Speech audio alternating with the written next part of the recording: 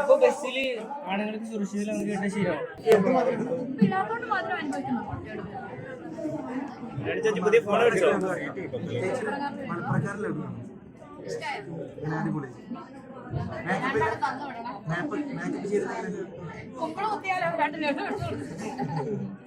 Makeup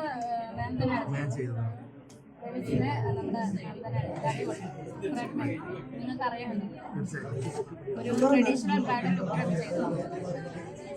ഈ look ഞാൻ ആദ്യമായിട്ടാണ് ഒരു രണ്ടാമതൊരു ഒരുങ്ങലായത് കല്യാണത്തിൽ ഒരുങ്ങൽ പോലെ ഇവിടെ വന്നിട്ട്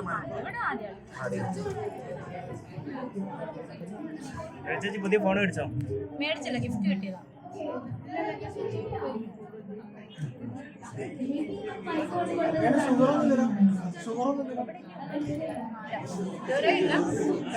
ഇതുവരെ ഇല്ല, 34 വയസ്സുണ്ട്. ഇതുവരെ ഇല്ല, ഇനി വരുമോ ഇല്ലെന്ന് അറിയില്ല.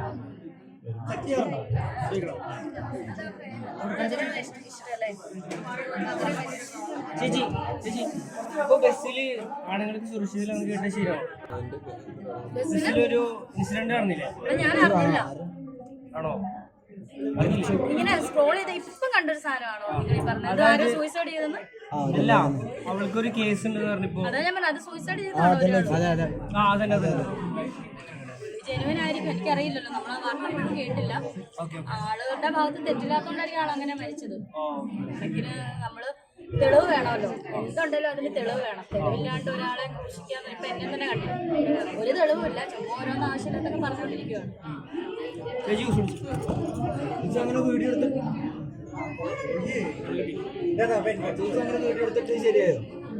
വീഡിയോ എടുത്തിട്ട് ശരിയായോ?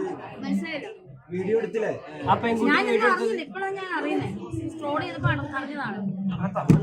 തെറ്റ് ചെയ്തിട്ടില്ലായിരിക്കുമല്ലോ, എനിക്കറിയില്ലല്ലോ, നമുക്കറിയില്ല, ആളെ നമുക്കൊന്നും അറിയില്ല. ഇപ്പൊ സ്ക്രോൾ ചെയ്തപ്പോ കണ്ടതാണ്. ആൾക്ക് മാനസികമായിട്ട് ആള് മരിച്ചാണ്. തെറ്റ് ചെയ്യാതെ നമുക്കറിയില്ലല്ലോ, ചെയ്യാത്ത ഒരാളെ ആരും പോഷിക്കരുതെന്നാണ് ഞാൻ പറയുന്നത്. പിന്നെ തെറ്റ് ചെയ്തെങ്കിൽ അത് അവർക്കല്ലേ അറിയത്തുള്ളൂ, നമുക്കൊന്നും അറിയാം. ഞാനിപ്പോ സ്ക്രോൾ ചെയ്തപ്പോ ജസ്റ്റ് കണ്ടതാണ്. തെറ്റ് ചെയ്തെങ്കിൽ തെറ്റായി, തെറ്റ് ചെയ്തില്ലെങ്കിൽ നമുക്ക് അറിയില്ലല്ലോ ആളെന്താ അങ്ങനെ ചെയ്യുന്നൊന്നും അറിയില്ല. ഓരോരുത്തരുടെ മാനസികാവസ്ഥ അതാണ്. എനിക്ക് ഒന്നും പറയാൻ പറ്റില്ല.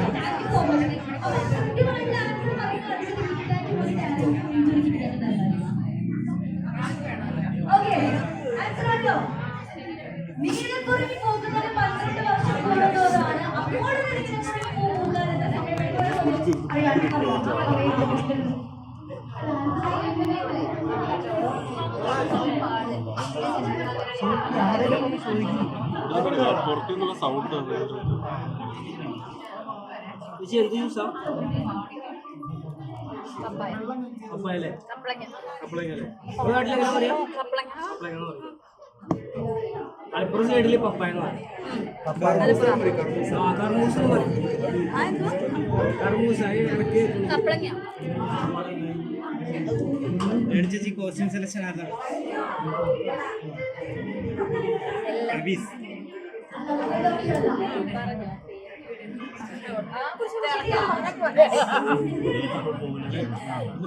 സൗണ്ട് നമുക്ക് ഓഫ് ചെയ്യാം. സൗണ്ട് ഓഫ് ചെയ്യാൻ പറയാമോ? അത് വരട്ടെ, രണ്ട് നിൽക്കാൻ ഓഫ് ചെയ്യട്ടെ താഴത്തെ.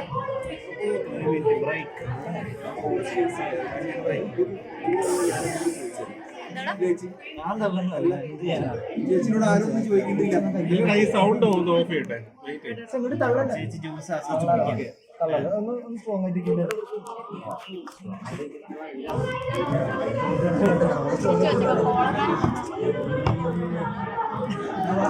ചേച്ചിയുടെ ഫോണ് അവിടെ അതിന്റെ അംബാസഡർ ആയിക്കൊണ്ടുള്ള ജോബാണ്.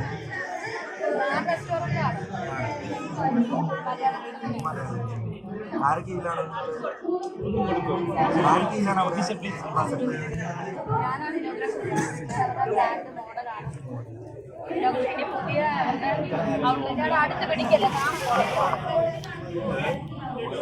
അടുത്ത് പിടിക്കല്ലേ ദേവിയൊരു ക്യാമറ കാണാൻ കൊള്ളത്തില്ല, എന്നിട്ട് കിടന്ന ആൾക്കാരെല്ലാം തെറി പറയാൻ വേണ്ടി. കൊള്ളത്തില്ലടാ, അടുത്ത് പിടിച്ച് കാണാൻ കൊള്ളത്തില്ല. ബ്രാൻഡ് അംബാസിഡർ അവരുടെ ഇന്നോവേഷൻ ഞാനാണ് ചെയ്തത് ബാച്ചിലേഴ്സിന്റെ. പിന്നെ ഇനിയിപ്പോ പുതിയ 2 ഔട്ട്ലെറ്റ് വരുന്നുണ്ട്, അത് ഞാനാണ് ഇന്നോഗ്രേഷൻ ചെയ്യാറുള്ളത്. ഞാൻ എന്റെ ലൈഫിൽ ഫസ്റ്റ് ഇന്നോഗ്രേഷൻ ബഹ്റൈനിലാണ്. അവരുടെ ബാച്ചിലേഴ്സിന്റെ ആണ് ഞാൻ ഇന്നോഗ്രേഷൻ ചെയ്തത്. അത് മാനേജർ സുഖനാണ് എന്റെ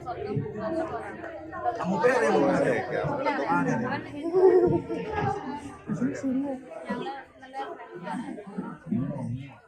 അതിന്റെ ബോസാണ്. എല്ലാവരും നല്ല അറിയപ്പാണ്. അപ്പം അവര് ഇനിയിപ്പം അടുത്ത ഔട്ട്ലെറ്റ് ഇന്നോഗ്രേഷൻ ചെയ്യാൻ വേണ്ടി ആദ്യം തന്നെ വളരെ സെറ്റ് ആവും. ഞാനിങ്ങനെ ന്യൂസ് കേട്ടി സെറ്റ് ആവാൻ സാധ്യത കൂടുതലാണെന്ന് ന്യൂസ് കേട്ടി. അവിടെ പോയി കഴിഞ്ഞപ്പോൾ അവിടുത്തെ ഓരോ ക്ലൈമറ്റോ അല്ലെങ്കിൽ അവിടുത്തെ ഓരോ കാര്യങ്ങളൊക്കെ ഉണ്ടാവും അല്ലേ? പക്ഷെ കേരളത്തിന്റെ അടുക്കൊന്നും ഇതിന്റെ അടുക്കൊന്നും ഒരു രാജ്യത്തിലും ഏത് ബാങ്കാണെങ്കിലും കേരളത്തിന്റെ അടുക്കൊന്നും നമ്മൾ ഏത് രാജ്യത്ത് പോയാലും നമ്മളെ കേരളത്തിന്റെ അടുക്കൊന്നും ഒത്തുള്ളല്ലോ. നമ്മളിപ്പോ കേരളം പറയുമ്പോ ഒരുപാട് പാടങ്ങളും ഒരുപാട് പ്രകൃതിയാണെങ്കിലും അവിടെ വരുമ്പോ നേരം പോലത്തെ എല്ലാവരും ജോലിക്ക് കൊണ്ടുവരാൻ തിരക്കിലായിരുന്നു.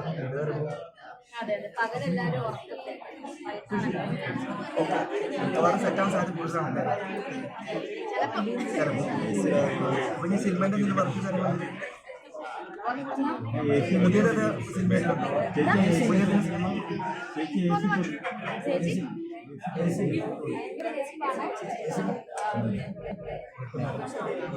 പിന്നെ ഞാനൊരു കമന്റ് ഇപ്പം കണ്ടായിരുന്നേ, ഈ ഫോണിന്റെ കാര്യം ചോദിച്ചപ്പോൾ സൗദിയിലെ കസ്റ്റമർ കൊണ്ട് വന്നാണ്. അതിന്റെ അടിയിൽ വന്ന് അടിയിൽ വന്ന് കമന്റ്, കസ്റ്റമറോ അവളുടെ വായിന്ന് അറിയാതെ വീണാണ്. എന്റെ പൊന്നു മനുഷ്യരെ, റെസ്റ്റോറൻറ്റിൽ ഫുഡ് കഴിക്കാൻ വന്ന കസ്റ്റമർ കൊണ്ട് തന്നാണ്. സൗദിയിൽ നിന്ന് ബഹ്റൈനിൽ വന്ന് അദ്ദേഹം ബാച്ചിലേഴ്സിൽ വന്ന് എന്നെ കണ്ടു, ഫുഡ് കഴിക്കാൻ വന്നു, എനിക്കൊരു ഫോൺ ഗിഫ്റ്റ് ചെയ്തു. അതാണ് കസ്റ്റമർ എന്ന് പറഞ്ഞത്. അല്ല നീയൊക്കെ ഉദ്ദേശിച്ച കസ്റ്റമറാണ്, ആദ്യം മനസ്സിലായി. എൻ്റെ അടിയിലൊരു കമൻറ്റ് വന്നിരുന്നു, ഓ അവിടെ വായിന്ന് അറിയാതെ വന്നു. ആ ഫോൺ തന്നത് സൗദിയിൽ നിന്ന് വരുന്ന കസ്റ്റമർ, ഫുഡ് കഴിക്കാൻ വരുന്ന കസ്റ്റമർ, അദ്ദേഹം എനിക്ക് ഗിഫ്റ്റ് ചെയ്തതാണെന്നാണ് പറഞ്ഞത്. സുന്ദരിയാക്കാൻ സുന്ദരിയാക്കിയത്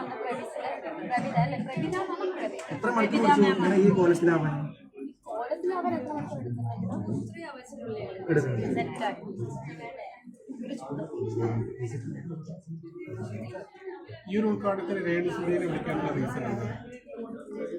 എനിക്ക് ഭയങ്കര കംഫർട്ട് ആയിരുന്നു. ഞാൻ ഓൾറെഡി കുറെ വീഡിയോസ് കണ്ടിട്ടുണ്ടായിരുന്നു ആളുടെ. ടിഷ്യൂ തരുമോടാ?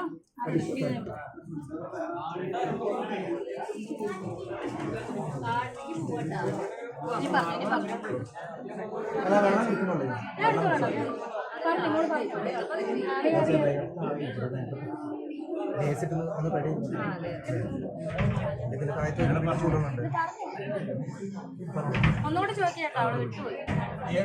ഈ ഒരു ഉദ്ഘാടനത്തിന് രേണുവിനെ ഇൻവൈറ്റ് ചെയ്യാനുള്ള റീസൺ എന്താ? ഞാൻ മാമിന്റെ വീഡിയോസ് എല്ലാം കാണാറുണ്ടായിരുന്നു. അപ്പൊ ഞാൻ ആദ്യം ഇനാഗ്രേഷൻ പ്ലാൻ ചെയ്തപ്പോൾ എന്റെ മനസ്സിൽ വന്നത് മാമിനെ വിളിക്കാനാണ്. വേറെ ഒരുപാട് പേരുണ്ട്, പക്ഷെ എനിക്ക് ആളോട് ഒരു പേഴ്സണൽ ഇഷ്ടം തോന്നി. ആൻഡ് മേക്കപ്പ് ചെയ്തപ്പോൾ ഭയങ്കര കംഫർട്ടായിരുന്നു ആള്. ഫുൾ ഒരു 2-3 അവർ എനിക്ക് ഇതേപോലെ ഇരുന്ന് തന്നു, ഒരു കുഴപ്പമുണ്ടായിരുന്നില്ല. പിന്നെ ഞാൻ വിചാരിച്ച അതുപോലെ തന്നെ എനിക്ക് ആ ഔട്ട്ഫിറ്റ് കിട്ടുകയും ചെയ്തു. പറയും എങ്ങനെ ഉണ്ടായിരുന്നു? അടിപൊളി. ഞാൻ പറഞ്ഞത് എന്നെ ഓവറായിട്ട് മേക്കപ്പ് ചെയ്യല്. അപ്പം എൻ്റെ അടുത്ത് പറഞ്ഞാൽ നമുക്ക് എല്ലാം സെറ്റാണ് ചേച്ചി എന്ന് പറഞ്ഞിട്ട് ചെയ്ത് അടിപൊളിയായിരുന്നു. ഭയങ്കര കംഫർട്ടബിൾ ആയിരുന്നു ആളാണെങ്കിലും ആളുടെ അമ്മയാണേലും എല്ലാവരും നമുക്ക് അടിപൊളി. കൂടെ ഉള്ള സ്റ്റുഡൻസ്, അക്കാഡമിയാണ്, സ്റ്റുഡൻസ് എല്ലാവരും കൂടിയാണ് പോയിട്ടുണ്ടായിരുന്നു. വ്യത്യസ്തമായിട്ടുള്ള ഓർണമെന്റ്സ് ആണല്ലോ ഇത്. ഇവിടുത്തെ തന്നെ റെന്റൽ ഓർണമെന്റ്സ് ആണ്, ട്രഡീഷണൽ നമ്മൾ റെന്റൽ പ്രൊവൈഡ് ചെയ്യുന്നുണ്ട് ക്ലയൻസിനെ. അപ്പോൾ അതിന് ഞാനിപ്പോൾ ബാംഗ്ലൂർ പോയിട്ട് രേണുസുധിക്ക് വേണ്ടിയിട്ട് എടുത്തതാണ് ഈ ഒരു ഓർണമെന്റ്സ്. ആൾക്ക് നന്നായിട്ട് ചേരുന്നുണ്ടെന്നാണ് അല്ലേ? ഇഷ്ടമായില്ലേ? കൊണ്ടാൻ പറ്റത്തില്ല, ഇഷ്ടമായിരുന്നു. ഇതിന്റെ ഒറിജിനൽ എമൗണ്ട് 5,000 എബോ ആണ്. നമുക്ക് പിന്നെ ബാംഗ്ലൂർ ആയതുകൊണ്ട് ഡിസ്കൗണ്ട് റേറ്റിൽ അങ്ങനെയൊക്കെ തരുന്നതാണ്. ഹോൾസെയിൽ ആയിട്ടൊക്കെ എടുക്കുമ്പോൾ ഇവിടെ വേറെ എന്തൊക്കെയാ ഇവിടുത്തെ സർവീസസ്